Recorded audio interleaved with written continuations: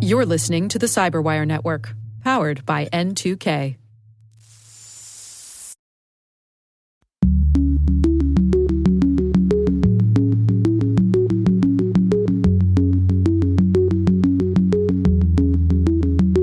Had the world gone in a different way and say, we will pay for our internet services and for our social networks with money rather than with our data, then maybe we wouldn't have this problem. Hello, everyone, and welcome to Caveat, the CyberWire's Law and Policy podcast.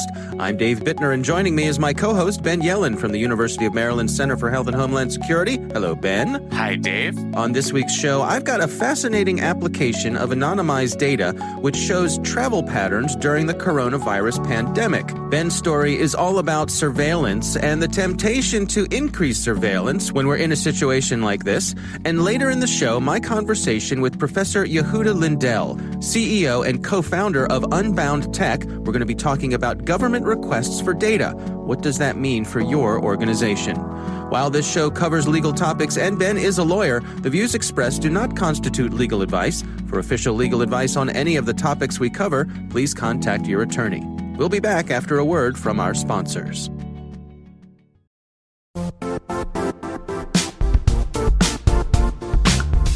Now, a word from our sponsor, the Johns Hopkins University Information Security Institute, currently seeking qualified applicants for its innovative Master of Science in Security Informatics degree program. Study alongside world-class interdisciplinary experts and gain unparalleled educational, research, and professional experience in information security and assurance. Interested U.S. citizens should consider the National Science Foundation's CyberCore Scholarship for Service program, which covers tuition and a $6,000 annual professional development allowance, as well as providing a $37,000 additional annual stipend. Apply for the scholarship and the fall semester by March 1st. Learn more at cs.jhu.edu/MSSI.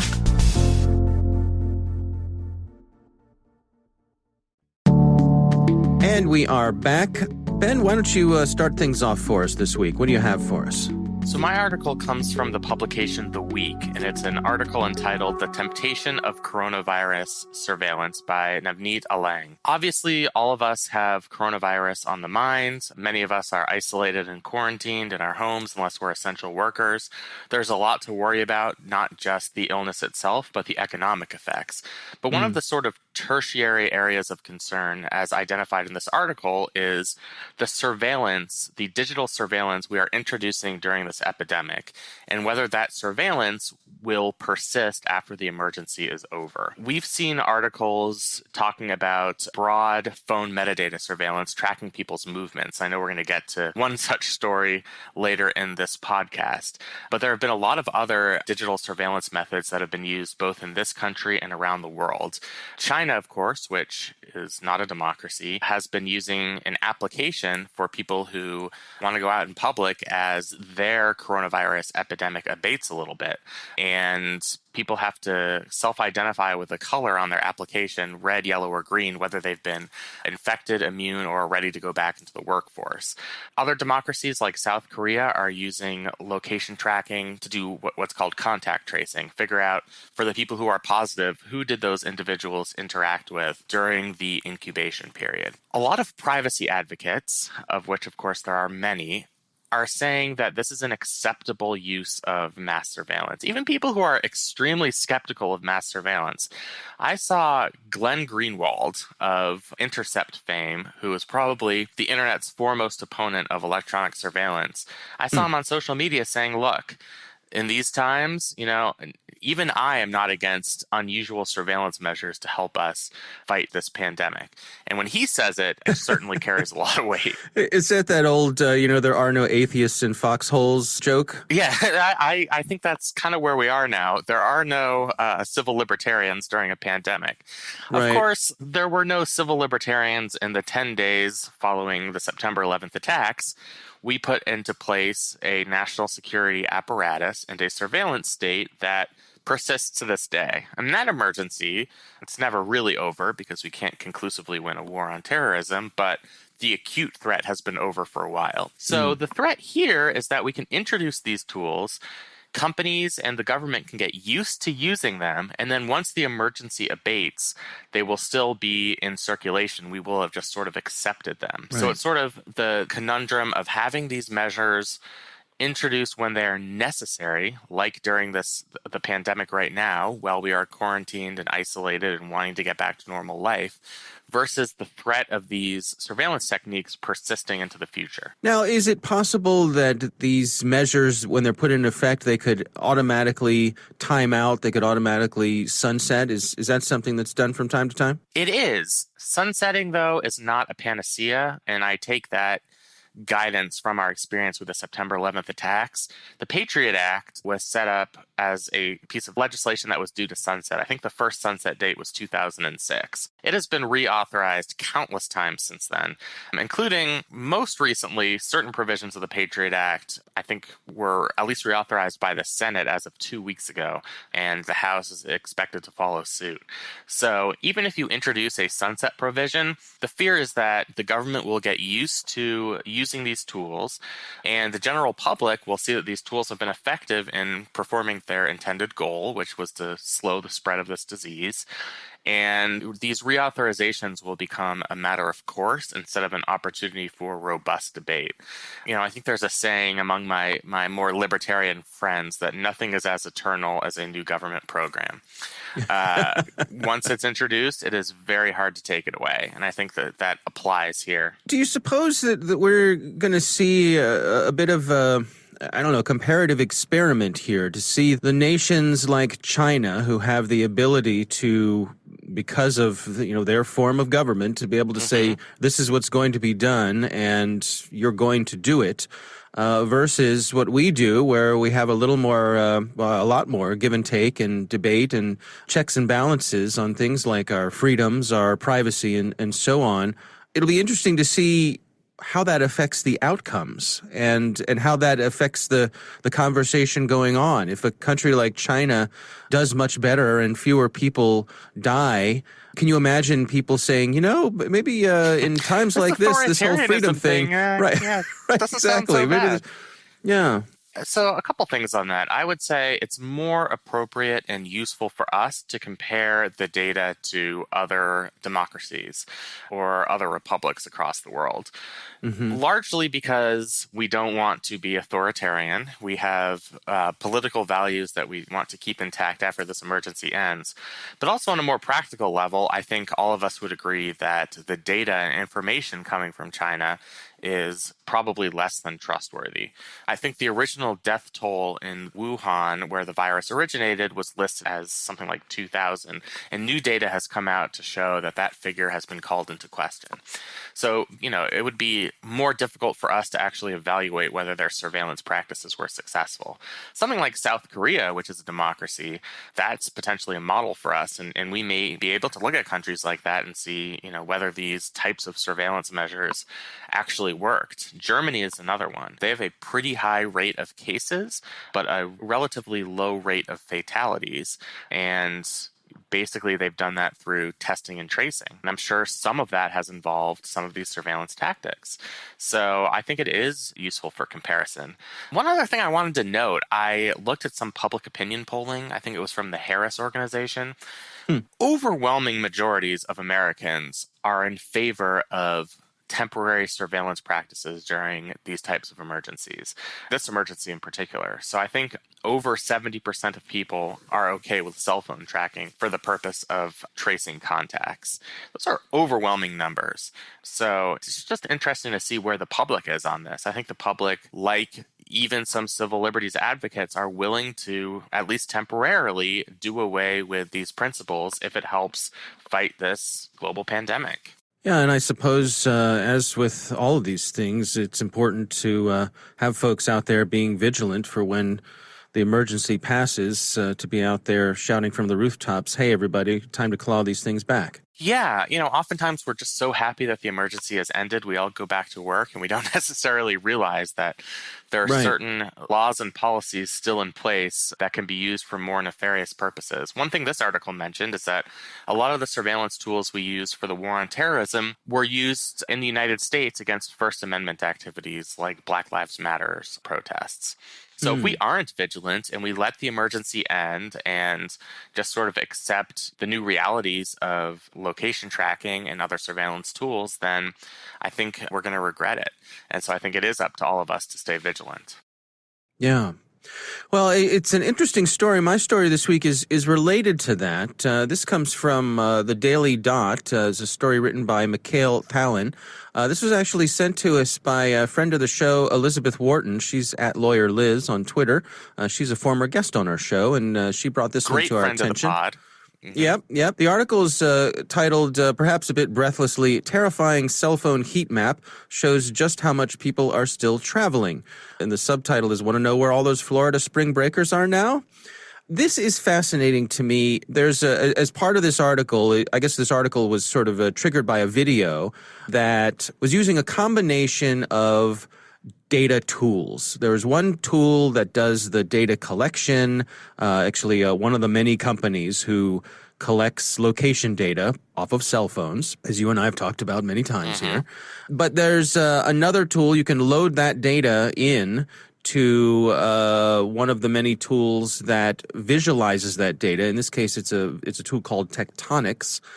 And what they've done in this video is they zoom in down onto a specific beach in Fort Lauderdale, Florida. And I just imagine yourself... that, Beach Patient Zero. I mean, imagine yourself at the beach, spring break or the summertime. You look to your left, look to your right.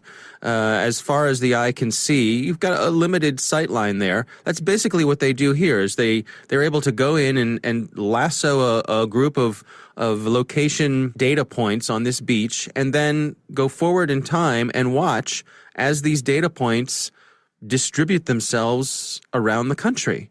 And boy, from tracking the potential for the spread of a disease, it is fascinating to see all of these little location pings make their way pretty much everywhere east of the Mississippi. It just spreads out and off it goes. It's into our community here in Maryland, if you look closely at the map. Yeah, I mean, I think all of us were struck a couple of weeks ago. I think it was right before most states were putting in these shelter-in-place orders.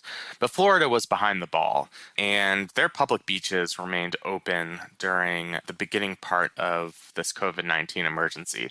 And there were viral photos and videos out of spring breakers on the beach in large crowds. There was one guy who famously said, "Look, if I get corona, I get corona." And he was, just looked like your standard spring break partier. Yeah, his parents must be so proud. Must be so proud of him. Apparently he apologized, which, good for him. All right. Well, good for him. He might have already spread the disease. Yeah. But who knows? Problem is we don't have strict borders across state lines in this country. So the governor of Florida or policymakers in Florida could say it's the right of our state to make decisions as to whether to close public spaces. But as this map shows, it has ripple effects across the entire eastern seaboard and into the Midwest. So people end their spring break in Fort Lauderdale, get on the interstate, get on the airplane, go back to their communities, and start to spread this disease. And I think this article and this surveillance technique just provides great visual evidence of how quickly just one single beach in Fort Lauderdale can spread this virus. I mean, we're talking about a very small geographic area, relatively speaking. And to have these pinged dots all over the country is very striking to look at. Yeah. And, I think it adds even more justification for why we need to shut down public spaces, because this is how the rate of transmission just excels, and it's very disturbing. What about from the privacy point of view? The folks who provide this data, the company who does the location gathering, their name is Xmode. They, as most of the companies in this business, say that the data is anonymized. But of course, the folks who research this stuff, they say that I want to say it's like 99% of the time they can de-anonymize that data, just being able to correlate different bits of information. If your device is sitting still at a certain location between midnight and 6 a.m., chances are that's your house, right? Right. And then if every day you're going to, your essential business in Michigan, we're going to know that that's probably one individual. We can get that person's address and we can get that person's employment information. Then we can take a look at that person's Facebook profile and see that, look, they were in Fort Lauderdale 2 weeks ago. Either let's publicly shame them or, potentially the consequences could be more severe. States are, including Maryland, have introduced criminal penalties for violating these shelter-in-place orders. Now, these things aren't retroactive, so there was no shelter-in-place order when this took place. But you can understand why the threat certainly would be there. And this connects to our previous segment. We heard stories here in Maryland of a party where a guy got 60 individuals together, refused to disperse the party, and was arrested for violating the governor's executive order. Now, what if we tracked the cell phones of, we just swept up this cell phone metadata from that particular house on that night and tracked those people across this geographical area? We get a lot of personal information about them, even if the data was completely anonymized. And I think that's a very realistic proposition. So I'm all for publicly shaming people in the right circumstances. But I just think we really have to think about the consequences here. And not to blame Xmode. I mean, I think they're providing a very useful service. They've also used their tools to track movements across cities that have had significant outbreaks. So they noticed a large cessation of social activity when they were tracking Rome in between the middle of February and the middle of March, and they compared that to Seattle, where there was a little bit of social distancing going on, but not to the same degree. And that's very useful information for the public and for policymakers. It's just, like we said, once this tool is introduced, we have to be very vigilant that it not be abused. What about, I can imagine a scenario, like you say, that person who threw the party just because. But we've also heard stories of there have been some preachers, some ministers, some church leaders who've said, no, we're going to have our services on Sunday mornings, and we're going to go ahead and do that despite the prohibitions from the governor, from the state. What if you were able to use this sort of data to say, okay, here's everybody who was at this event. Guess what, everybody? You are all now under a mandatory quarantine. You're not allowed to leave your house. Everybody else can go to the store. Everybody else can go for a walk. But we've got you pegged here as being at this location. Here are the consequences. Yeah, that part is very disturbing to me. I mean, you can be very supportive of public health measures, but when you start to infringe on people's First Amendment rights, it's a major area of concern. And most of our surveillance laws, including the Foreign Intelligence Surveillance Act, prohibit surveillance activities solely based on First Amendment protected events. So you can't just go and surveil a church or a single church or a mosque, for example, under that law. So that's where, I think things could get potentially very dangerous. And I worry about it when we're talking about activities that are protected by the First Amendment. Yeah, interesting. All right. Well, lots of interesting stories this week. It's time to move on to our listener on the line. Our listener on the line this week is someone named Karen, and she wrote in and she asks, she says, Ben and Dave, I've been hearing reference to force majeure in some of the conversations regarding legal obligations in the midst of the coronavirus pandemic.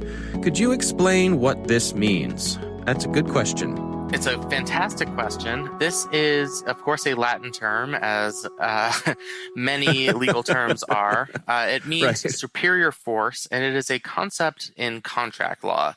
It's less prevalent in our common law system, descending from our English ancestors, and more common in other European countries that have more of like a civil law system. But the basic idea is contracts can be declared null and void if there is some sort of superior superseding event. Usually, we're thinking about acts of God, hurricanes, floods, earthquakes, crazier things like a nuclear explosion, solar storms. Where this becomes very acute during our current emergency is there are going to be a lot of contracts that will be unable to be performed because of this emergency. A lot of businesses are closed and they're not going to be able to fulfill their contractual obligations. So the question becomes, in these millions of contracts, does force majeure apply? Can one party get out of the contract simply because there was this act of God? And there is going to be mounds and mounds of litigation on this very question. Generally in our system, it's incumbent upon the parties to a contract to explicitly write out what those acts of God would be. So it's usually a part of standard contract clauses. Some of them probably do contain language about a global pandemic. Many of them do not. And so we're going to see a bevy of lawsuits related to exactly how to interpret the force majeure rule. One thing I will note is there's a common law concept called frustration of purpose that is a more common way for parties to get out of a contract here in our legal system. And that's if the purpose of the contract becomes null and void because of superseding events. The example I always use in my class is there are a lot of people who rented out their homes and apartments as Airbnbs for the 2017 inauguration, assuming that Hillary Clinton would win that election. And, all of their friends in liberal areas like New York and California, they expected them to come and stay in those Airbnbs. She did not win the election. The purpose of those contracts became null and void, and that actually could have been a justification because that purpose had been frustrated for one party to back out of that contract. So I think that's more of the concept that we'll see here, where companies will say that because of some frustration of purpose, not necessarily an act of God, but just the inability of us to perform because the purpose of the contract became null and void, will justify one party or the other getting out of a contract.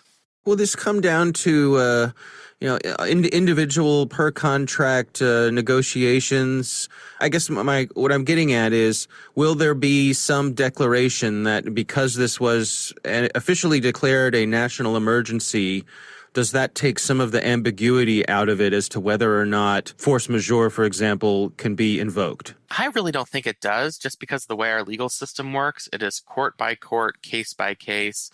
You can take precedents from other cases, but first we would have to see those cases get brought up, right? So there has to be a first wave of cases where courts start to interpret force majeure provisions or the lack of provisions in the context of this pandemic. We don't have, the way a lot of European countries have, a government body that can step in and make an interpretation for all of the courts. There's something called the Universal Commercial Code in the United States, which covers a lot of these transactions. Potentially you could amend that, or Uniform Commercial Code, I'm sorry. Potentially that could be amended, but that process is quite cumbersome and could take a long time, and probably organizations are going to want to litigate these claims in relatively short order so that they're not out a lot of money because of the impossibility of performing a contract. So I'm less convinced that we're going to get sort of a ruling on a tablet from down high saying, all right, across the entire United States, force majeure now means is covered by global pandemics. I would not anticipate that we'd see something like that. I remember after 9/11, I had friends who were in the commercial real estate business, and they were saying that it was fascinating to see the legal wranglings taking place after that event, and that they were arguing over whether or not it was one event or two, because the two towers falling, were they separate events or one? Because that would affect the payout from the insurance policies. Yeah, I mean, I've read about those pieces of litigation, and they went on for years. Some of them are probably still going on because there were so many insurance claims that were made. So I could see that happening here. Businesses that have had to shut down, they've been unable to provide services, suppliers who've had their supply chains interrupted, they're going to get sued because that's just what happens in our legal system. People are going to want to recover damages, and this is litigation that I think we could see go on for a very long time. All right. Well, thanks to our listener, Karen, for sending that in. Very interesting topic of discussion. We would love to hear from you. Our caveat call-in number is 410-618-3720. That's 410-618-3720. You can also send us an audio file with your question or an email. It's caveat@thecyberwire.com. Coming up next, my conversation with Professor Yehuda Lindell, CEO and co-founder of Unbound Tech. We're going to be discussing government requests for your data. But first, a word from our sponsors.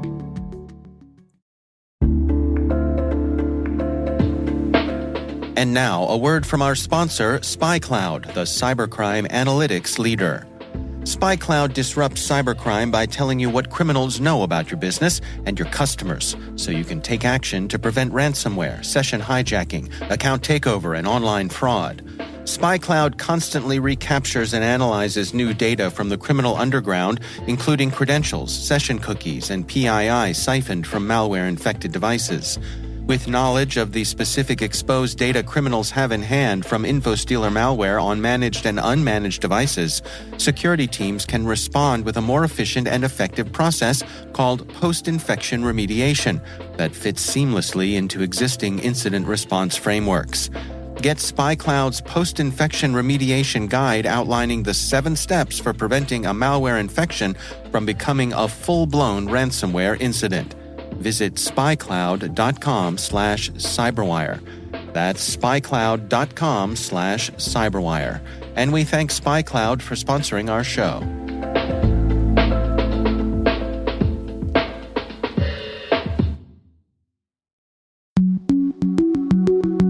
And we are back. Ben, I recently had the pleasure of speaking with Professor Yehuda Lindell, CEO and co-founder of Unbound Tech. We discussed government requests for your data and what that means for your organization. Here's my conversation with Professor Yehuda Lindell. So when I think about accessible customer data, I think about the fact that with the growth of SaaS and a lot of our information being in the cloud or with external providers, that information is vulnerable. We've seen multiple cases of breaches where someone isn't necessarily going after me, but I get caught up in a different mega breach. One of the great examples, though it's not that recent, is that one of the administrators at Dropbox was using their admin password also for LinkedIn. And when LinkedIn was hacked, that was a long time ago indeed, that person's password was then used to breach Dropbox and actually get a lot of information about a lot of customers. So that's part of the dangers of the SaaS world, is that attackers don't necessarily even need to be targeting you, and you can get caught up in one of these very large breaches. It's also similar in terms of the silent subpoena issue. In the old days, if the government wanted to get your information, they had to come at you with a subpoena, which is actually fine as long as they have a subpoena. We think that that's okay, but you do want to know about it. You do want to know that you're under investigation or what the situation is. And once we've outsourced our data to a cloud or to a SaaS provider, then that subpoena and that investigation can go on without you even knowing about it. Well, can you give us a sort of an overview of when we're talking about accessible customer data, the different types of that, the different ways and places that plays out, that's a reality? We can break it into a number of categories. The one that most people actually think about is the one that I'm least concerned about. People think about things like your credit card number or things like that. That actually, is a relatively solvable issue. It's a pain when your credit card number is stolen, but nothing personally bad has happened to you. Nothing personal that is damaging about you has been revealed to the world. So that category, which I would call the security category, is one that I'm much less concerned about. There's the whole other category of what we'd call private data or confidential data which is personal, relating to you. And here, once again, I'll split this into 2 subcategories. One of the things that you actually don't think are too private or personal, the things that you post readily online to your friends in Facebook or other places. I don't actually have Facebook, but for those who do, which is a large percentage of the world, it could be your dog's name, your teachers in school, your favorite musical instrument, your favorite sport. I think you'll already guess where I'm getting at. All of that information is also the same information that's used by organizations to identify you when you've forgotten your password or you need additional information to do a bank transfer or things like that. So actually that personal information although not really considered secret by you, when that falls into the hands of an attacker, they can use that to do identity theft. They can use that to steal your account. And so in that sense, it's also problematic. No one's specifically targeting me. I'm not interesting enough. No one really wants to know my dog's name. It's not important at all. But given all that information, they can sell that to people who then do go ahead and actually make money off that. And the final category is the actual private data. This can be medical data. I think we've all talked about concerns of if my insurance company knows something that I have a relative that with some disease, will that affect my ability to get insurance? These things are not imaginary. But they're also in things that some people think less about, which is location data. I actually think the location data is the most sensitive data out there. I've seen real location data multiple times. Now it's actually quite easy to do if you use Android, or then you can just go and look at what Google knows about where you've been. And by just looking at location data, I know where you live, where you work, where you shop, who you go out with, who you meet. I can, of course, correlate different locations. If I find that two specific people have been in the same location multiple times, then I can assume they're meeting each other. It actually says almost everything about you. And that is something that really, really is a huge risk. And a lot of organizations actually have our location data, and that's a huge risk in my opinion. So what sort of mitigations can people take to protect themselves here? It's very difficult. It's very difficult. Had the world gone in a different way and say, we will pay for our internet services and for our social networks with money rather than with our data, then maybe we wouldn't have this problem. I do want to say that this is not something that an individual person can really do, but there really is, I think, a big opportunity for services to say you can choose to pay with your money rather than with your data. If that possibility does exist, then I think people should choose it. Beyond that, there's a certain choice that I personally do. I like to give my data to organizations that want my money first and my data second. So I'm not naive. I don't think that Apple doesn't also want my data and isn't also monetizing my data. But Apple's primary business model is my money. Microsoft's primary business model is my money. So I don't use Google Cloud and Google Docs. I use Microsoft and Office 365, and I don't use Android. I use Apple. And that way I try to support the business model that says I want to pay with my money. It might sound a little bit strange.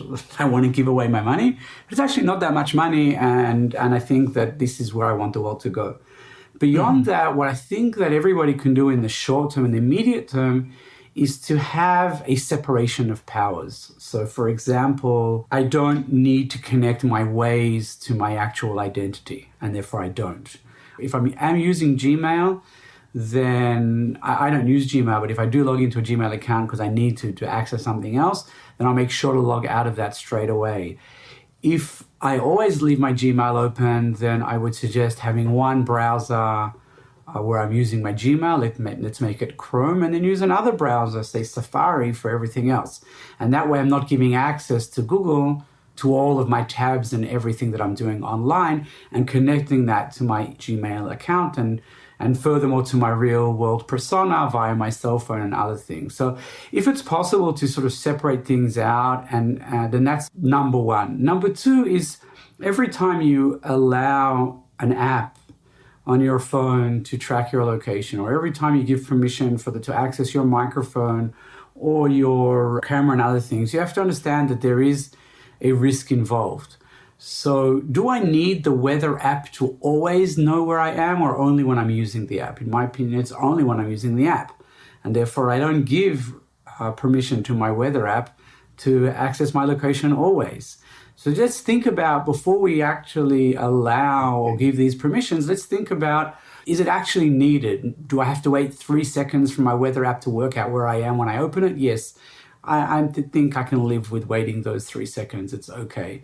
These are sort of immediate measures that people can do beyond all the standard things of turning off tracking cookies and other settings that are privacy-preserving settings that becoming more and more popular. Apple has implemented quite a lot of them, and they're doing a good job of that. When it comes to things like storing your data in the cloud, thinking of protecting yourself against things like you mentioned, like the silent subpoenas, what about the use of encryption?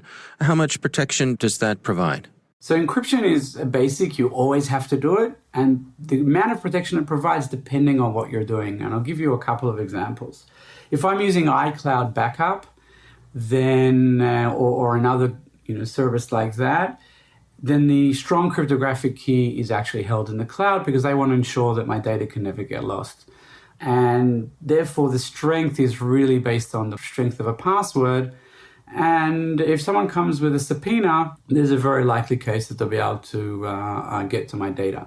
I don't specifically want to point out iCloud because I don't want to make a mistake here. I'm not exactly sure of the specific details of the backup, but the backup is essentially one, in most cases, where even if you lose your password, the cloud provider can help you to recover your data.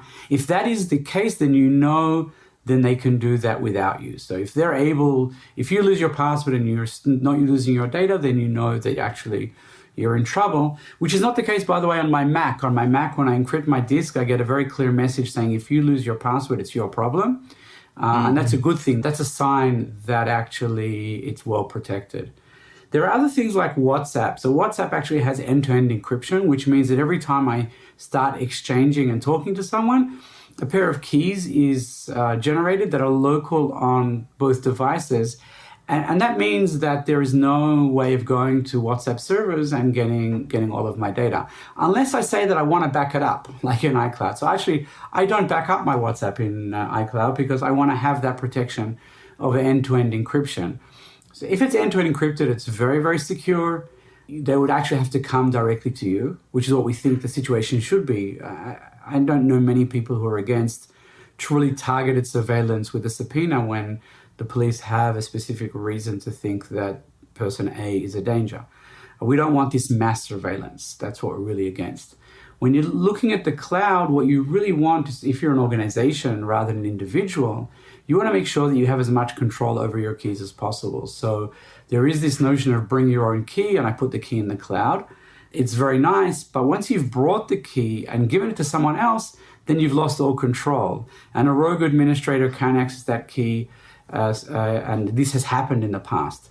And law enforcement can access that key and get your data. If you keep control of your key yourself by encrypting it and then uploading, or having a system which enables you to have control of your keys at all time, then you are much less vulnerable. So there's certainly a much better practice. So on an organizational level, I think that people have to do much better risk analyses of what the possible scenarios are that can happen and how they can protect themselves, and rather than just saying, oh, I'm in Amazon and I turned on encryption, everything's fine. That is not good enough. And another thing which I think is really important is there are two types of organizations when it comes to security. There are those who are most interested in checking all of the boxes, but they're not really necessarily looking at the actual security ramifications. And there are others that really want security, and checking the boxes and doing all the standards and the certifications just help them understand whether they're in the right direction, but they really want security. Today, to be in the first camp is just inexcusable. Organizations today have to be in the second camp. They have to understand that security is actually a threat to your business. A huge breach can have very big ramifications. It can be also your own IP. It can be loss of customer trust. It can be huge fines with GDPR and other regulations that are out there. And so I would strongly recommend that people start taking it seriously, analyze what their risks are, make sure they're doing the best practices for encryption and signing and other cryptographic protections and security protections that are out there, and understand that having professionals in-house and thinking about how you keep control of your own assets is very important. It's good to rely on the cloud for what they're encrypting, but to only rely on that and say, okay, encryption is encryption, without thinking about where the key is and who can access it, that's being very naive, to say the least. All right. Lots of interesting stuff there, Ben. What do you think? Yeah, one thing that stuck out to me about the general tenor of his interview is the more conveniences we see on a given website or a given service, the more likely it is that the best security protocols are not in place. So if an application, for example, wants us to turn on our location tracking for convenience purposes, we should be more suspicious that they're going to collect our personal data. Another thing that stuck out to me is which data is particularly valuable. I would have thought, just like I think the conventional wisdom is, that our credit card numbers, that's something that we should be most fearful about getting into the hands of the wrong people, because they can dip into our financial resources. But some of the information we share on social media, and this is a great point that he brought up, are things that are probably used as security questions. Which street did you grow up on? Who was your best friend growing up? And because we overshare on social media, I'm probably referencing my best friends, or if I'm the average person, several times throughout my Facebook interactions. That information is going to be available to nefarious actors, and they could get into our bank accounts, healthcare portals. So I just thought that was something that I hadn't really thought about that much that was particularly interesting to me. Yeah. I'm curious, what's your take on this notion of privacy canaries, as a sort of workaround for government requests for data when a company's not allowed to say that they got a request for data? There's some companies will put up a web page that basically says, as long as this web page is up, we have not received any, requests for data. And if that page goes away, it's sort of a backhanded way to say, that may not be true anymore. We're not saying we've gotten requests, but we're sort of saying it. I mean, I actually think it's pretty useful from the consumer's perspective, because I talk about things in some of my courses like national security letters, where they actually put gag orders on the companies that are recipients. So you are legally forbidden from discussing, in some cases even with your attorney, although that's begun to change, whether you received this administrative subpoena, or let alone what information is contained within that subpoena. So these canaries are probably the best option that a company has in revealing to its consumers whether they've handed data over to the government. I think it's one of those things that it's not necessarily transparent, but it's better than nothing.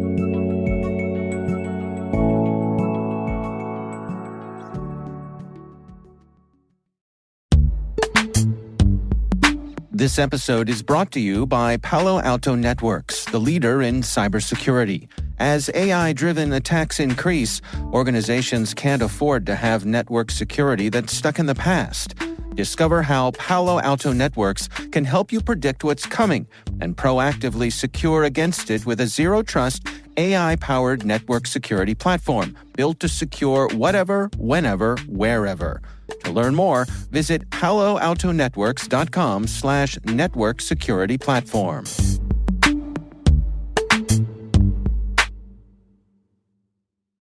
The Caveat podcast is proudly produced in Maryland at the startup studios of Data Tribe, where they're co-building the next generation of cybersecurity teams and technologies. Our thanks to the University of Maryland Center for Health and Homeland Security for their participation. You can learn more at mdchhs.com. Our coordinating producers are Kelsey Bond and Jennifer Iben. Our executive editor is Peter Kilpie. I'm Dave Bittner. And I'm Ben Yellen. Thanks for listening.